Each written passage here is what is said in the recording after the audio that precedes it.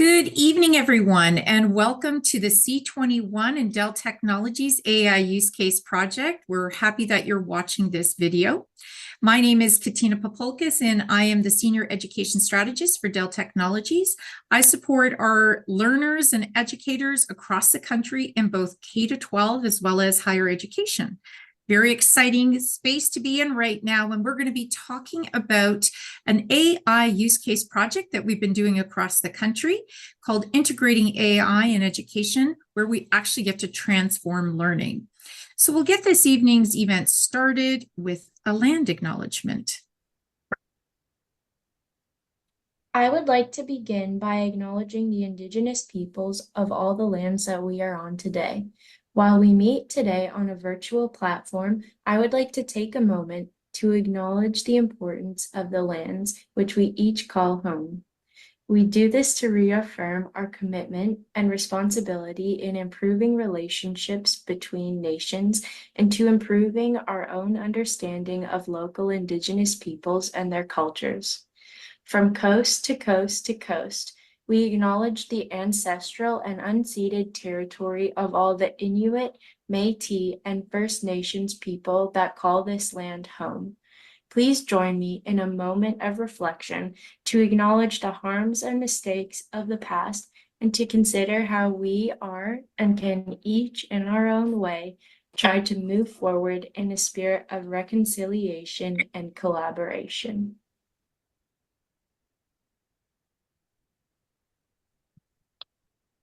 Thank you. And so this project has been done in partnership with C21 and Dell Technologies. C21 is a not-for-profit group that is made up of district leaders and partners.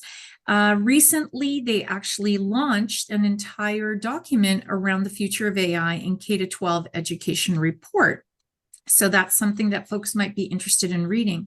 Now, it was actually at last year's C21 Summit where we had district leaders come together, everyone grappling with what do we do with AI in education. So lots of great conversations started, and then everybody was like, oh, what do we do here? Do we need guidelines? Do we need policies? Great conversations.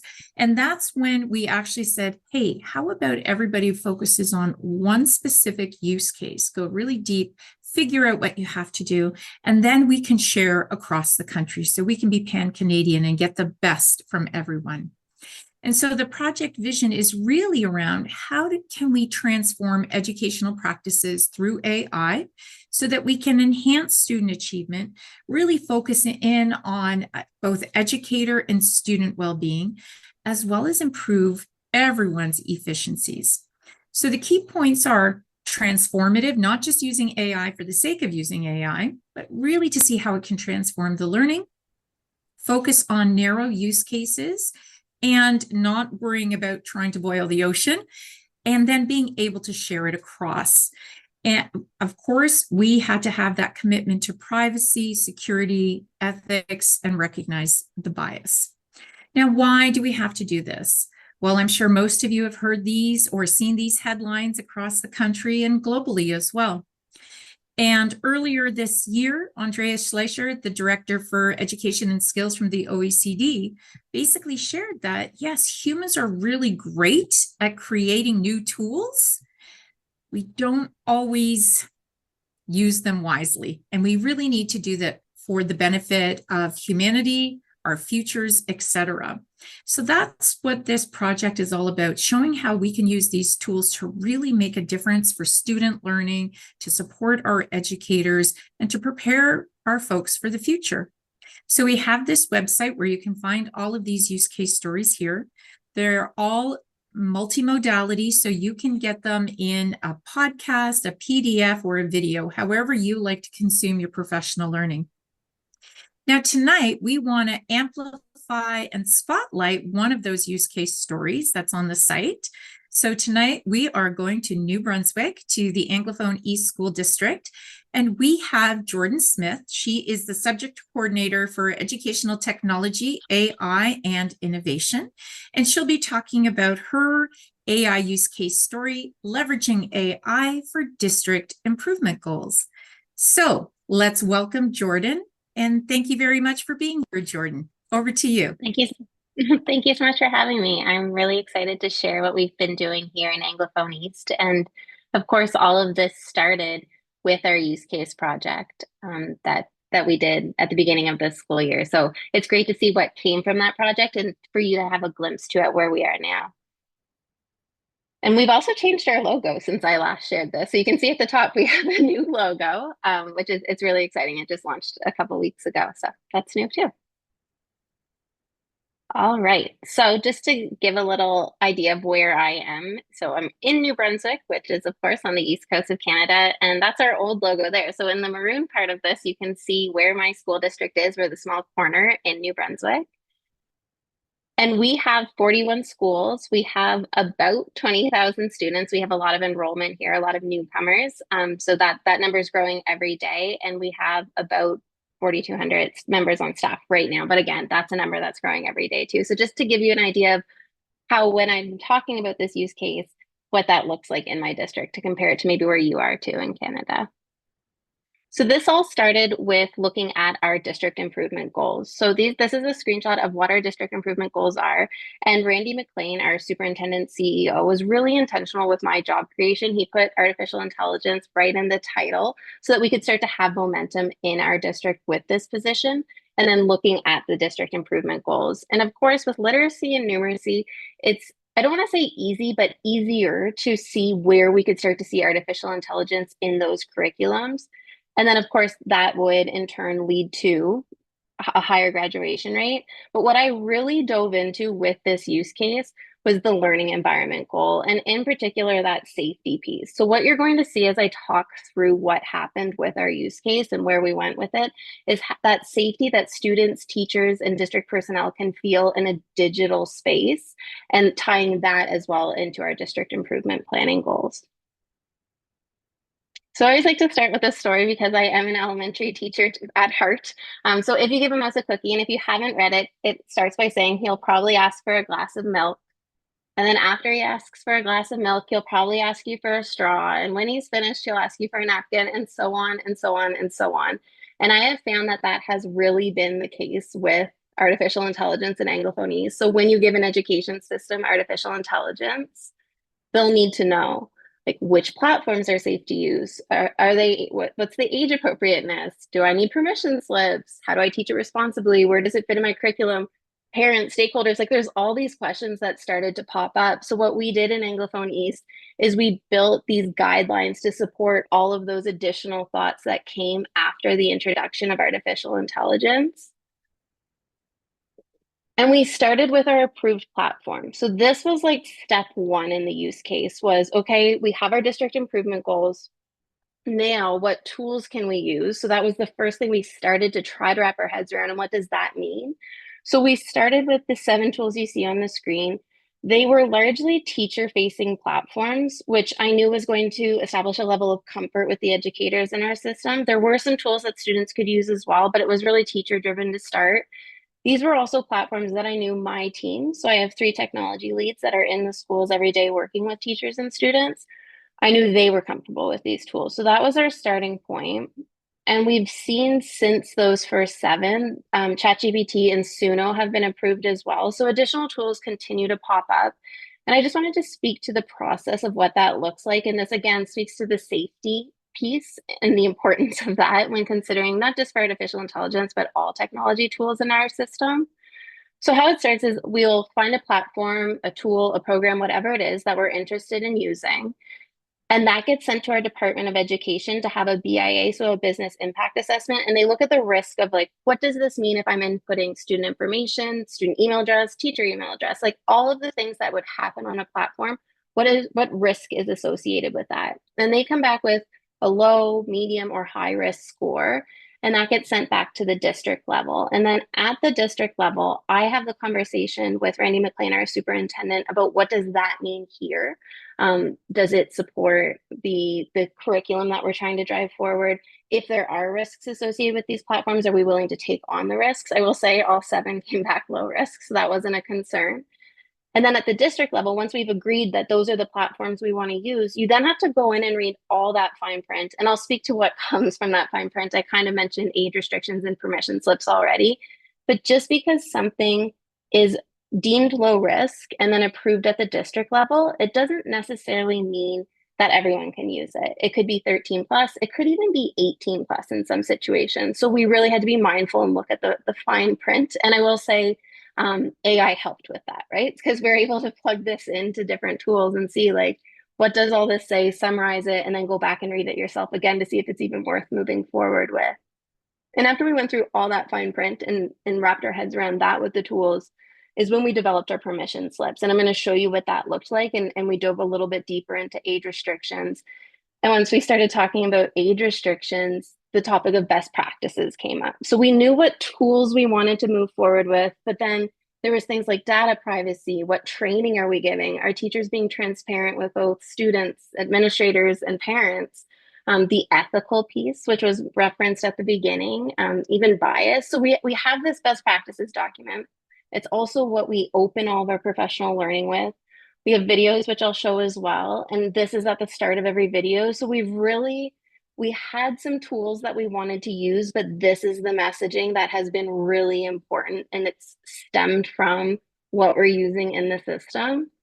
After we developed the best practices document, we have an age restriction piece that's tied directly to it. So for every platform, this is just the first 7 on the screen here. It's really clear to teachers, can I use it? What grade level can use it? Do I need permission slips? It's laid out for them so that it doesn't leave anything up to guessing. Once we then developed the age restriction document, we realized we needed some permission slips. So this is an example of the Padlet and Magic School AI one, but there's also one done up for ChatGPT and one for Suno. And this just gives a generic, this is the permission slip. It's approved from our director of communication at the district level. And no school has to kind of do a one-off and figure it out on their own. It's very clear for them. Our goal moving forward is to have this tied in at the beginning of the year. Our families and our students sign off on policy 311, which includes like the acceptable computer use guidelines in it. So the goal is to start to have these permissions embedded directly into that initial sign off. This year, again, I started my role end of August, so these weren't done up in time for that. But that is the goal moving forward, just to make it even more embedded than it already is. We also then started to develop video guides because our first professional learning day this year was November 1st. And we had these documents ready for October 30th. That was the goal, so that we knew this would be in the hands of teachers on November 1st. So to have a self-directed professional learning, we have a video for every platform. The longest video is like 7.5 minutes. So they're really user-friendly. It takes you from the sign-on part. So how do I get onto this platform? We're a Microsoft district. So is it a Microsoft sign-on? Am I using my email address? What does that look like? Right into doing your first activity and then maybe putting that platform in front of students if it is a student-facing platform. So it really walks the teacher, the educator, whoever is watching the video through the process. Once we did up those video guides, we realized, okay, we spoke about suggested activities, but we didn't make a copy of it. So what you see on this page is a link. There's a suggested initial getting started activity for every platform. And it's not necessarily tied to any curriculum outcome. It's a very generic, just get on there and try out the platform activity, which then led us to realizing we should have activities tied to those district improvement goals. So in addition to those first 7 initial activities, for each, or 9 activities, for each of the 9 platforms on our approved list, we have an English language arts activity, a French second language activity, and a numerous activity. And they're quite generic in that you could see yourself reflected in it, whether you're sitting in a grade 1 classroom or a grade 10. So it doesn't say the skill descriptor or the outcome that you're expected to work on, but it kind of will say like, insert here, like pull from the curriculum website and insert what you're working on here. The School AI one on the screen references the curriculum website at the top. So really giving, again, teachers something that they can try in the classroom like tomorrow. And of course, we have the leads that can go in and support that lesson too. Once we did up all those guides, we wanted to have guides for the stakeholders that are then going to be taking on the use of artificial intelligence. So we have 4 stakeholder guides. We have an administrator, a teacher, a student, and a parent guide. They're made up of a few different documents. Each one starts with that best practices document that I referenced at the beginning. This one that you're seeing on the screen is a page of the administrator tips. So it's just things to consider as you start to embed artificial intelligence in your school. So defining your vision. Are you offering professional learning? Ensuring that teachers understand how to interpret the data that they're generating. So things like this, but these are all very user-friendly approaches to embedding artificial intelligence in your school, and things that my team is often doing. Like, they don't have to create the professional learning on their by themselves. Like, we can come in and offer that, or they can come to the district level and attend one of our sessions. So it's a very user-friendly checklist. I like to think it's not too daunting to take on. We also have this is the checklist for introduction. Sorry, on the screen. We have a list of tips too, that things to consider just as far as bias and ethics and things like that. So that's a whole other page in the stakeholder guide for administrators. For teachers, they again have the best practices. They have the list of tips that are geared towards teachers. They have a phases of introduction, which is similar to what you just saw for the administrator checklist, but it's phases of introduction to maybe I'm just starting to talk about it, to what should I cover as I'm really moving forward with this in my classroom. It's by no means are you at level 1 or are you at level 4, but just to see where you could go with this tool. And then what you're seeing on the screen right now is our citation guide. This is a huge question I was getting is, okay, if I'm letting them use it, how do we cite it? So we've come up with some tips for citation for if they're using something like Copilot or ChatGPT, and as well as if they're generating images, because that was something that was coming up in assignments a lot. We also just added some additional tips because sometimes, well, we know as educators, it is our classroom. It's nice to be told, you know what, it is okay to ask for an entire transcript if you're letting them use School AI or ChatGPT. So just to kind of start to say, like, you're the expert here, you're the teacher. And that's what you see down in the additional tips at the bottom of the screen. In our student guide, we have, again, the best practices. It's in every document. They have a list of tips that are geared towards students. What you're seeing on the screen right now is our acceptable use pathway. So it goes from 0 to 4, and not every assignment is going to be something that we're using AI with. And that's why you see the 0 there. And it's important for teachers to understand that as well. Just because we're moving forward and encouraging these conversations doesn't mean every assignment should include AI. It absolutely shouldn't. So we have the 0 on there. Right up to 4, which is full use of AI, of course, under human supervision. And what's really great about this document is I'm starting to see it in classrooms. I have one teacher who has it posted, and she's actually putting a number on every single assignment she's doing. So it takes the guesswork out of it for students. And it's great data too, because I'm super interested to see what grades are reflected when it's a 0 versus a 2. So it's amazing what I'm starting to see happen with these documents. We also in the student guide have a acceptable use flowchart. So just some questions students can start to ask themselves as they're using artificial intelligence. So number 1, I would like to use AI to complete my work. So the first question is, has your teacher given you permission? That's always going to be the first question. If it's a no, then no, we're not using it. But yes, just some other things to consider. So are you looking for ideas to inspire your work? Is the tool approved? Are you looking for constructive feedback? So not just blindly going in and starting to use AI, but really thinking it through first. We've also, you can see a QR code on the screen. We've turned this into a digital flowchart so students can answer questions and it will branch them through.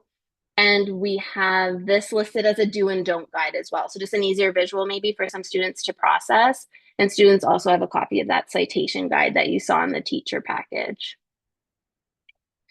For parents, we really focused on a frequently asked question guide because we wanted not only parents to have the answer, but we wanted teachers to have the answers too. So instead of one school and one community saying one thing about artificial intelligence and one in another community having a different response, this took the guesswork out of it again. So there's a couple pages of frequently asked questions. The parents have a copy of best practices. There's tips geared towards parents as well. And then we also gave parents a copy of what is approved because it is a question in one of the on one of the pages. Well, what can they use? So we gave them that copy of what's approved in the district right now. So after we did up all those documents, I think it was 7 different PDFs. We realized this is crazy. This is so much. We can't send out an email and expect everyone to read through every single thing we have here right now. So what you see on the screen is a document guide, and it summarizes what is in each document with a link to bring them directly to it. So this is what's linked in my email signature. It's what we send out during our professional learning. It's kind of a one-stop shop for what's happening in Anglophone East. And then that brought us to, so when you give this education system artificial intelligence guidelines, they're probably going to start to ask more questions. And you can imagine they did. This went out on October 30th and the questions started. So like the biggest one I'm getting right now is, how do I know if a student used AI? They all want to catch them, right? And I am going to speak to that. Teachers want to know and administrators want to know, well, how can I learn more? What can I do to have this not only in front of students, but to help my best practices? And then my team, especially, and at the district level, we were very curious how we could start to track the impact of what is happening now that we're using this. So just like the cookie question, like it got bigger and bigger and things, we had to keep going down this path. So we started to talk more about the ethical piece, the professional learning, and of course, the evidence of impact. And what that started with is this conversation about AI checkers. And I think everyone that's involved in this community and are having these conversations know just how terrible they are, for lack of better words. I'm consistently saying in my district, we're having dialogue, not detection. So we really want to have the dialogue with the students about AI and about using it. Why are you using it? Rethinking our assessment practices. And this is an example I often do in a live presentation where I'll go into ChatGPT and I'll ask it to write me up an essay and I'll say, sound like a grade 10 student, toss in some grammatical errors, and then I'll plop it into an AI checker. And you can see right here, it said 0% of this was AI generated. So that's one reason to not use AI checkers. They're not working. Another is I will throw up an essay that I wrote when I was in my master's program, which I finished in 2020. And you can see here that it's saying 6% of this is AI generated. But what's so interesting is like ChatGPT really came and started to become popular right in November of 2022. So there's just no way in November 2020 that I was sitting on and using one of these platforms to create my schoolwork. So this is a conversation I'm having largely at the high school level. I'm starting to see it a bit at the middle school level, but it's great that people are asking these questions. What we've done in our district is we've looked right into, there's no rule saying you can't use AI checkers, but we've started to find maybe there is. Maybe there are some places that it says maybe we shouldn't be doing this.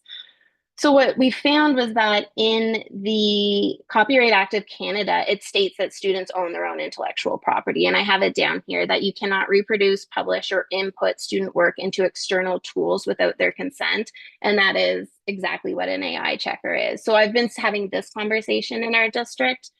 And then because we're in New Brunswick, we have the RTIPA laws at the government of New Brunswick level. And again, we have that informed consent is required. So using AI tools without this consent may violate our provincial, and I'm sure it's across the country, privacy laws, especially if the tool stores, processes, or reuses data. And that is, again, an AI checker. So this has been a helpful conversation that has stemmed from those initial documents that you see, like, okay, we're letting students use it, but how do we know? And when can we start to check? So really having that dialogue with our students.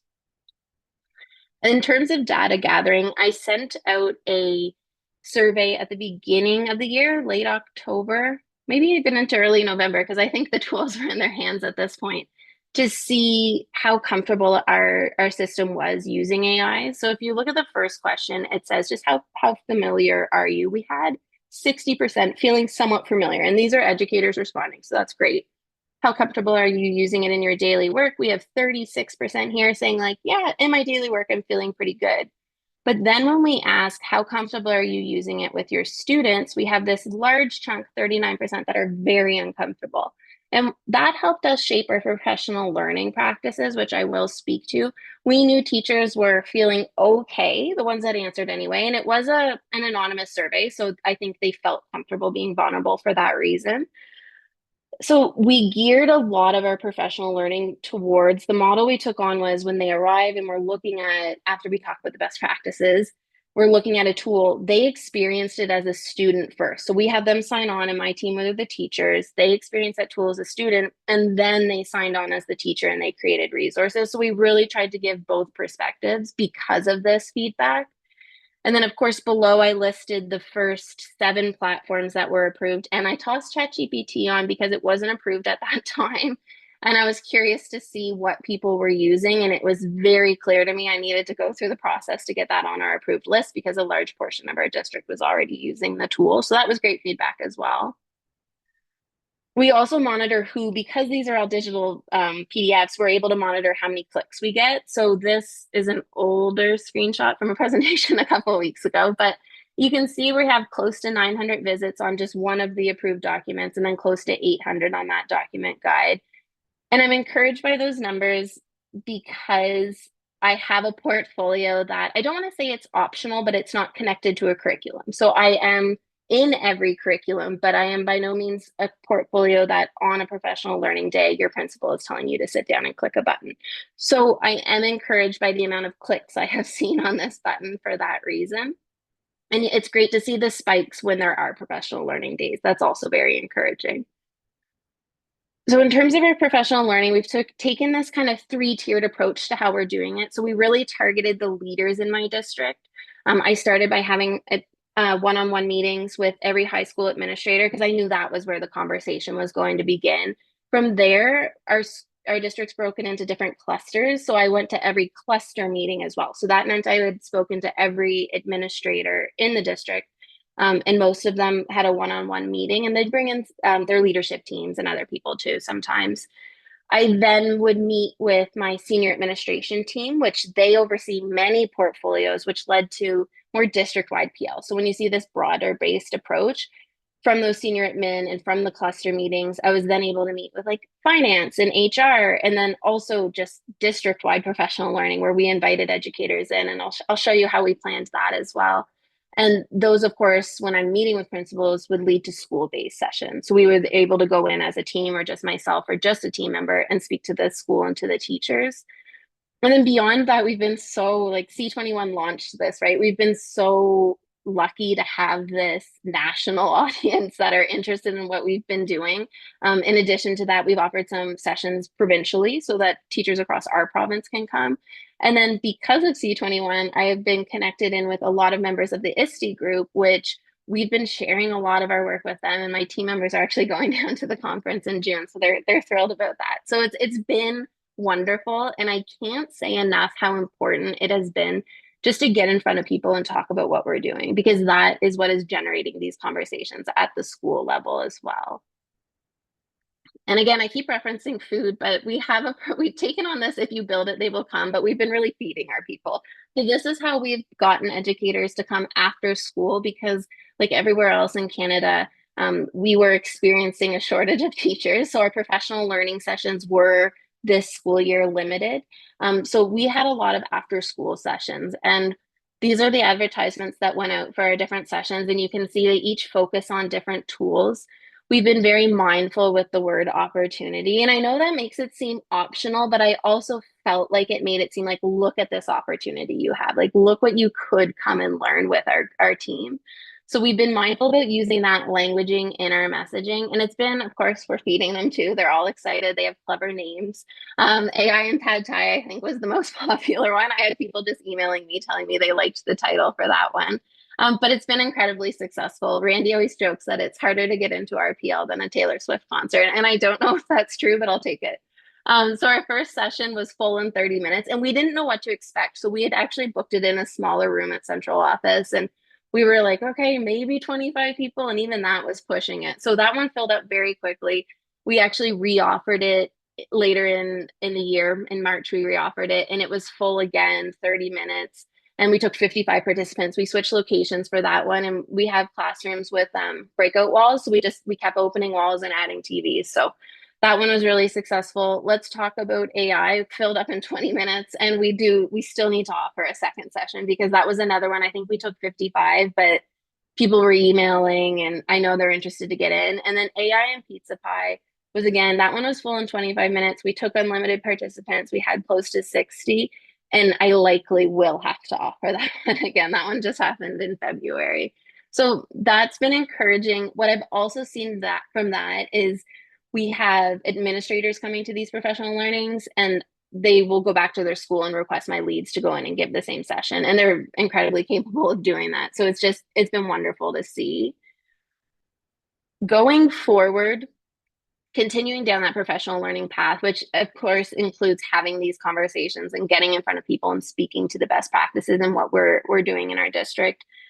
AI promo video has been on there for a while on this list of going forward. I have an image of it on the next slide because as of tomorrow, it should be done. I'm really excited about it. The goal, and I'll share it with you and everyone else, the goal for that was to start to not just tell people outside of our district what we're doing, but I really wanted to promote within the district what was happening. I know I have a large group of early adopters that are very interested. I want to kind of scoop up everyone else. And I thought a really great way was just showing their peers and how successful it's been across our district. So the AI promo video is almost done. I'm introducing an AI or just a technology committee next school year. My goal is to have a member from every school, and then in some of our K to 12 or K to 8 schools, maybe a couple. And the goal with that is that when my team offers professional learning, I can have this group of teachers that are guaranteed. So they'll have a separate session, they're guaranteed to attend. And then the expectation being that they could then go back to their school and offer that same training. So I'm really trying to spread this out through the district with that very intentional group of people.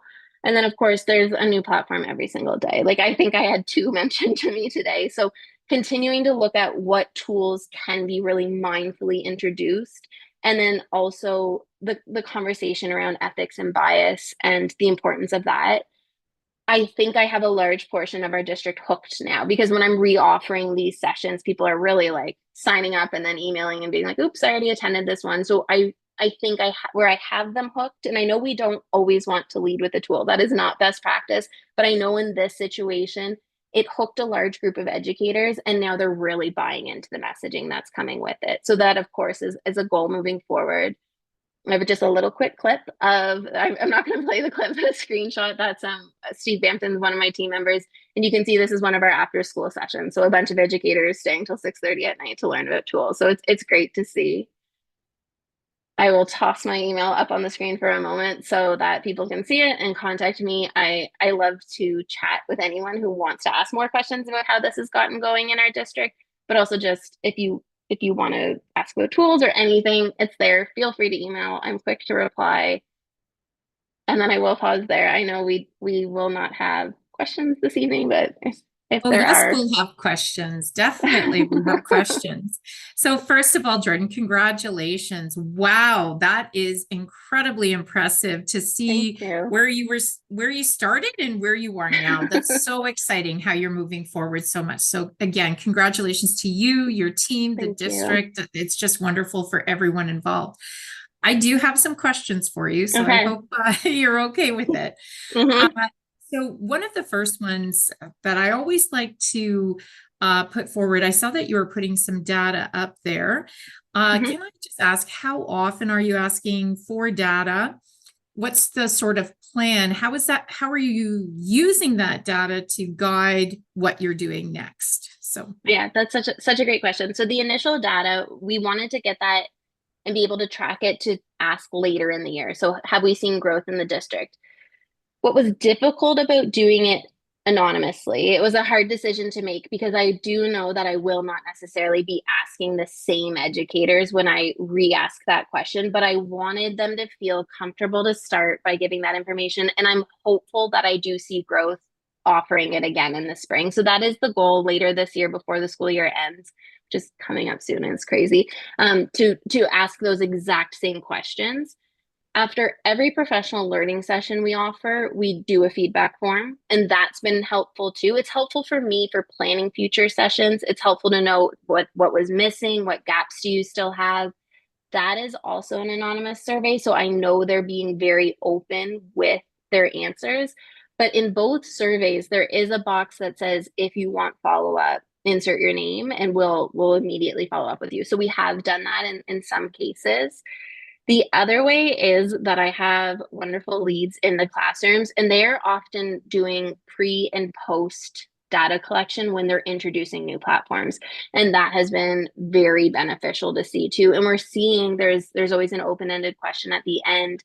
What are students wondering about? And students do have these questions about ethics and the environment and the Indigenous perspective. So it's so wonderful to see at my level what students are wondering. So that's really how we've started to gather data and where we're planning to go with it too.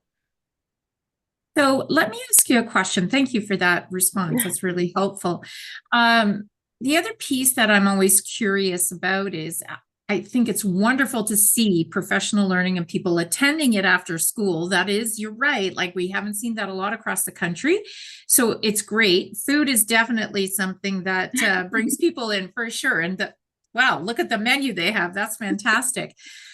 So they come in and they learn the tools. Mhm. Do you actually have a sort of an expectation of your educators to use the tools with their students, or is there some sort of goal or commitment that they're expected to do with the tools? It is a question that gets asked in the follow-up survey. How likely are you to apply what you learned this evening? So we are tracking it in that sense. And I have never seen someone say not likely. I've had like very likely and somewhat. So that's always very encouraging to see. We also encourage them to book our technology leads to go in and support. So yes, you learned this, and I know you can go into your classroom tomorrow and use it. But if for the first lesson you'd like it modeled or you'd like to co-teach, they leave with the exact information of who's assigned to their school. And we've seen people reach out with that for that reason as well. So that's been encouraging. There hasn't been like an official, the expectation is you go on and use this. It's really difficult to do with technology and very difficult to do with artificial intelligence. I will say the group of educators that I hope to pull together for the committee that I mentioned, absolutely, that would be the expectation, and they would become the leader in their building in that capacity. That's a great response. I really like that Mhm. because I think that's what a lot of districts are grappling with because yes, you're investing a lot in the professional learning. So what is the output from that? What's the Mhm. outcome that you're after? And how will you now be able to go back and measure the impact to your district improvement goal, your district Mhm. goals? So I'm always curious about that. So thank you. I think that's a great response. That's something I can share with other districts going forward. Thank you. So another question I do have, and again, this is something I ask everyone because it's been quite a journey. And I know we started this back in July, if Mhm. not even before that. But we started the project back in July and it's been going. Things have been changing very quickly. If you could, from this point in time in April, end Mhm. of April, go back to the beginning, what would you Mhm. do differently? Because we still have districts who are just starting out. So Just you yeah. have created this incredible package that I always amplify when I go across the country. So Thank you. what would you do differently if you knew then what you know now? That's such a great question. I think I have a unique answer to it because I started my role end of August and I got the email to start this project in July. And I was a teacher on a summer off, not in my new role yet as subject coordinator. And I emailed back and I said, I don't think I can do this. I said, And come on, Jordan, let's I go. know. I was like, I haven't even started my job. I'm looking at these deadlines and like we were all in Toronto in October. And I think that would be my answer. Like the hesitancy that I felt, I would start it sooner. It felt like a daunting task when I first sat down, and I had an amazing coach. I worked with Bailey, and Bailey was amazing, and she was incredibly encouraging, and we were really good at bouncing ideas off each other. I think if I knew what I knew now, I would have just like hit the ground running. And I did once I was like, no, okay, we're gonna try to do this for October. We're going to Toronto, we're gonna share the work. Just that though, like dive right in. There's going to be people that will support you. And what I always say about artificial intelligence is that it's new. So it's okay to make mistakes as long as when you're making them, you have the best of intentions, that you have all the information at that point in time. This is the direction we should go. You're going to learn stuff and maybe that direction is going to change. And that's what's so wonderful about being one of the first and being a country and a province and a district that's really embracing this. That's wonderful. So for those that are out there listening to this video and watching you and seeing, and if you think about it, it's not even a year that you've been in your role and look at everything that you've accomplished at your district and everything that's happening. And I know you just said hit the ground running. What other pieces of advice would you give to other districts, leaders, central teams who are just starting out in this space? I would I think it needs to be a lot. Like you have to have a lot of information. And even if it feels like you're doing too much, you could probably add more because people have a lot of questions. We have students, children using these platforms. We have parents, teachers, like everyone is so involved. So really that extra work is necessary. You don't want to leave it up to someone in a classroom and something happens and they're not sure. You want to take all the guesswork out of it. So I think that would be a piece of advice that I have. Like I said, I ended up with these 7 PDFs that I was attaching to an email, and that's okay. It should look like that. They should, if they have a Yeah. question, be able to go to a resource and find an answer. Love it. Would you recommend that people do what your district has done in the terms of work with project teams and, not just go provincially, but going nationally? What is the benefit of that Absolutely. group thing? Can you maybe Mhm. share a few comments about that? It's the conversations, and it's not just the conversations that I got to have with my coach as I started the program, but it's been the groups that I've met since then. And I will share this work on a call and I'll get asked a question like, have you considered this? And I leave calls creating documents. Like I just recently gave a call and like, do you have like a cheat sheet that if I'm trying to do this? And like, yeah, we have that cheat sheet. So it's really been the community, and everyone's so excited and so passionate about where education can go now, and it's been great to be surrounded by those like-minded individuals. It's really encouraged me and made me more passionate as well. That's wonderful. Thank you so much. I know you were saying, oh, I'm not going to have any questions, but look, I apologize. I had lots of them for you. So thank you very much for being a great sport about it. And I think I do have more questions coming up for you, but we can do that at another time. All right. So Absolutely. what I'd like to do now is just reshare my screen, Mhm. and we'll wrap things up.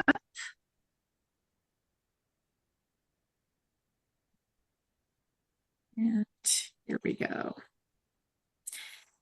So if you want to watch this video, you can find it under the professional learning series. We have an entire year of these videos. So we have the how-to on a lot of these tools.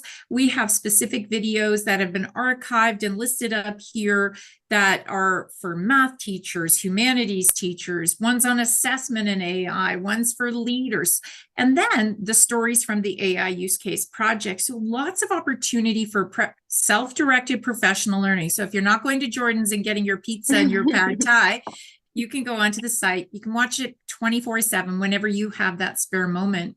So we welcome you to go to that particular site with our OECM partners.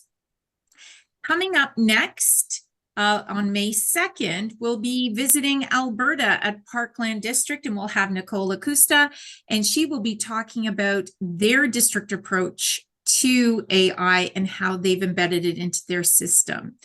So with that, it brings us to a close for this evening's webinar. We hope you enjoyed the video. It's a C21 and Dell Technologies project. My name is Katina Populkas. I have the wonderful opportunity to work and collaborate with all these fantastic leaders and innovators across the country, and would love to talk to you too if you're interested, because we're just finishing up round 2 of the AI use case project. And I've been getting lots of people saying, okay, I want in for round 3. So who knows where it's going to go in round 3. The one thing I can say that I've seen in round 1, which Jordan was in, we were all new. We were just learning and growing together. Then in round 2, I'm seeing that skill set develop. And just like Jordan's been sharing, her district going forward has really started to implement some new ideas and new ways of thinking to bring it in. And who knows what we're going to see at round 3.